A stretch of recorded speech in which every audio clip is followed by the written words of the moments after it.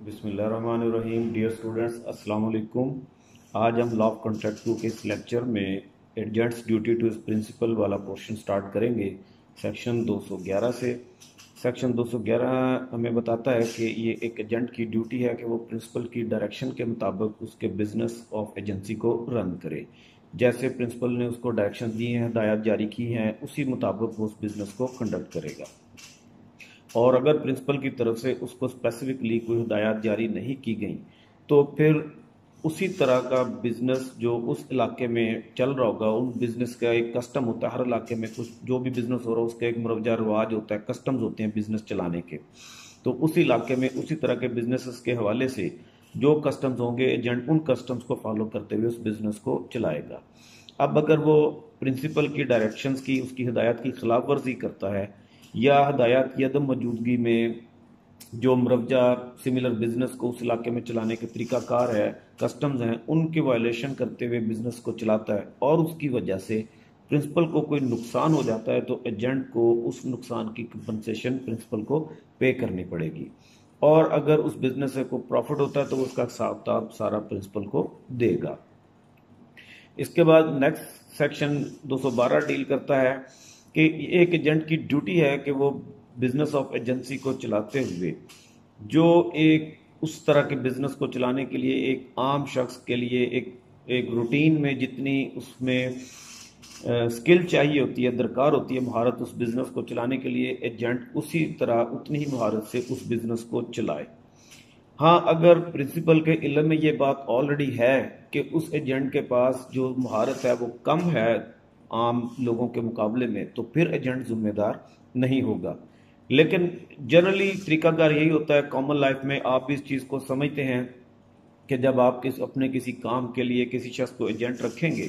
तो जो शख्स इंटरेस्टेड होगा एजेंट बनने के लिए वो ये आपको क्लेम करेगा कि वो इस काम को सरअंजाम दे सकता है, उसके अंदर पूरी सलाहियत मौजूद है इस काम को करने की। और अगर कोई शख्स आपको कहे कि मैं इस काम को करने की सलाहियत नहीं रखता तो एक कुदरती बात है कि आप उसको वो जिम्मेदारी नहीं देंगे।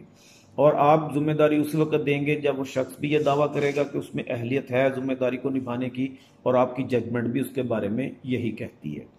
तो अगर ऐसी सूरत हाल में जब आप एक शख्स को अपॉइंट कर देते हैं एजेंट, तो फिर उसकी जिम्मेदारी है कि वो स्किल जितनी के उस काम को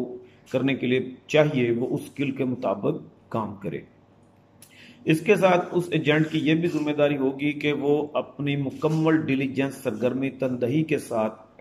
अपने एफर्ट के साथ उस काम को करे। उसमें वो गफलत, लापरवाही या वांट ऑफ स्किल का मुर्तकिब ना हो। अब अगर वो जानबूझ के अपने कोई गफलत करता है या कोई मिसकंडक्ट करता है या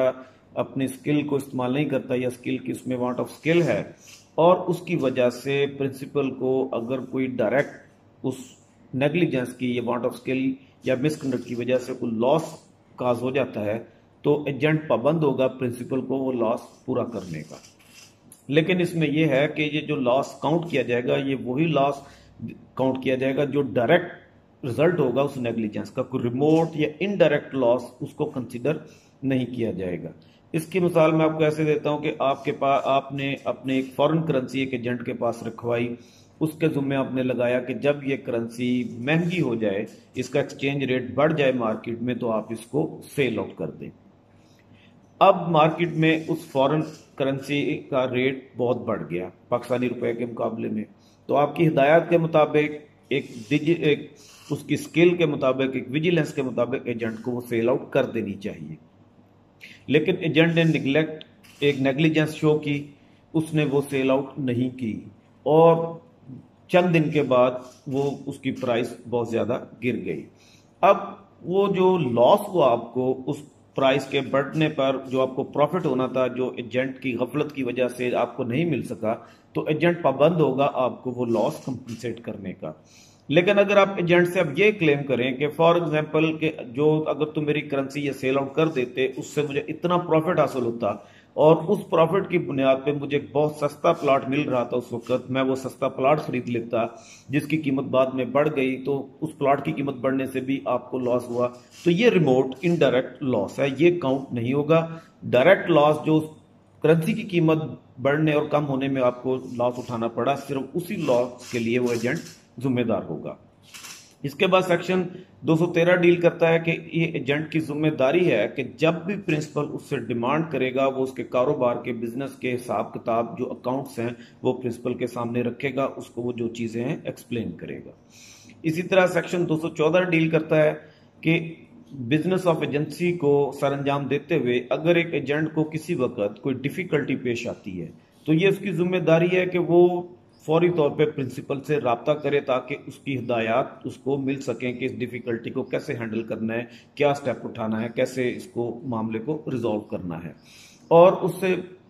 प्रिंसिपल को राब्ता करने में एजेंट को अपनी पूरी कोशिश करनी चाहिए। ये नहीं कि सिर्फ फॉर एग्जाम्पल उसने एक दफा उसको नंबर मिलाया और नंबर बंद था या बिजी था वो, तो उसकी जिम्मेदारी अदा हो गई, बाद में वो कहे कि जनाब मैंने तो आपको कॉल करने की कोशिश की थी, आपका नंबर नहीं मिल सका। नो, ये वो पूरी सरगर्मी से वो कोशिश करे, बार बार ट्राई करे, जहां तक उसके लिए humanly normal course of life में पॉसिबल है वो अपनी एफर्ट करे प्रिंसिपल से राब्ता करने की और उसकी हिदायत हासिल करने की। इसके बाद सेक्शन 215 डील करता है कि एक एजेंट अगर प्रिंसिपल के बिहाफ पे अपने तौर पे वो डील करता है, प्रिंसिपल की तरफ से उसको हिदायत नहीं है, वो अपने तौर पे कोई कदम उठाता है और उस कदम को उठाने के बाद उस ट्रांजैक्शन से जो उसने की उससे रिलेटेड जितने जो फैक्ट्स थे, सर्कमस्टांसेस थे, वो सारे प्रिंसिपल के नॉलेज में ले आता है। लेकिन बाद में प्रिंसिपल को पता चलता है कि एजेंट ने कोई मटेरियल फैक्ट जो है वो डिस्क्लोज नहीं किया, उसने कंसील किया है, एजेंट ने प्रिंसिपल के सामने वो बयान नहीं किया, उसको वो मटेरियल फैक्ट नहीं बताया, या उसने उसमें कोई ऐसा जो बदनीति से वो काम किया है जिसकी वजह से प्रिंसिपल के वो मफाद के खिलाफ है वो कदम जो उसने ट्रांजैक्शन किया है, उससे प्रिंसिपल को नुकसान हो रहा है, वो प्रिंसिपल के हक में नहीं है, वो प्रिंसिपल के फायदे में नहीं है। तो अब अगर वो ट्रांजैक्शन जो उसने अपने तौर पे की प्रिंसिपल की अथॉरिटी के इजाजत के बगैर एजेंट ने, वो ट्रांजैक्शन या तो उसमें कोई मटेरियल फैक्ट कंसील किया गया एजेंट की तरफ से डिसनेसली बदनीति के साथ, या प्रिंसिपल के वो मफाद के खिलाफ थी वो ट्रांजैक्शन, तो प्रिंसिपल को यह हक हासिल है कि वो उसको रिप्यूडिएट कर सकता है, वो उसको कैंसिल कर सकता है। इसकी एग्जाम्पल ऐसे है फॉर के आप अपने एजेंट को ये ऑथराइज करते हैं कि वो आपकी प्रॉपर्टी आपके बिहाफ पर सेल करे। अब एजेंट क्या करता है कि वो आपकी प्रॉपर्टी किसी तीसरे शख्स के नाम पे सेल करता है, लेकिन एक्चुअली बेनिफिशियरी वो खुद है। फॉर एग्जांपल वो अपने बेटे के नाम पे वो प्रॉपर्टी ट्रांसफर कर देता है और शो ये करता है कि उसने अपने बेटे को आपकी प्रॉपर्टी सेल आउट कर दी, बेसिकली वो उसने अपनी जात के लिए ही ट्रांसफर की है और प्रिंसिपल को ये बता देता है कि मैंने अपने बेटे के लिए किया, लेकिन प्रिंसिपल ये देखता है कि उसमें जो मार्केट रेट है उससे उसने कम कीमत पे वो प्रॉपर्टी सेल आउट की है, तो डेफिनेटली ये जो ट्रांजैक्शन है ये डिसएडवांटेजेस है उस प्रिंसिपल के लिए। तो अब प्रिंसिपल को यह हक हासिल है कि वो उसको रिप्यूडिएट कर सकता है। Thank you very much. आप इन सेक्शंस को पढ़ें, समझें, कोई बात समझ ना आए तो आप व्हाट्सएप ग्रुप में मुझे मैसेज करके पूछ लें, इंशाल्लाह I will try to explain it to you. Thank you very much. अल्लाह हाफिज।